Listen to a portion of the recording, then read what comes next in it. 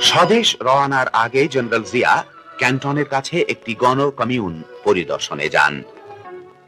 তিনি এই এলাকার পানি সংরক্ষণ এবং সেচ ব্যবস্থাও ঘুরে ঘুরে দেখেন। উল্লেখ্য, এক্ষেত্রে অর্জিত চীনের অভিজ্ঞতা বাংলাদেশের জনগণের কল্যাণে নিয়োজিত করার সম্ভাবনা পরীক্ষা করে দেখার উদ্দেশ্যে ইতিমধ্যেই চীনের একটি পানি সংরক্ষণ বিশেষজ্ঞ দল বাংলাদেশ সফর করেছেন। চীনা জনগণের আত্মনির্ভরশীলতার প্রকৃষ্ট উদাহরণ কমিউন ব্যবস্থায় পল্লীর বিপুল জনশক্তিকে উৎপাদনমুখী তৎপরতায় নিয়োজিত করে জনগণের ভাগ্য পরিবর্তন সম্ভব হয়েছে।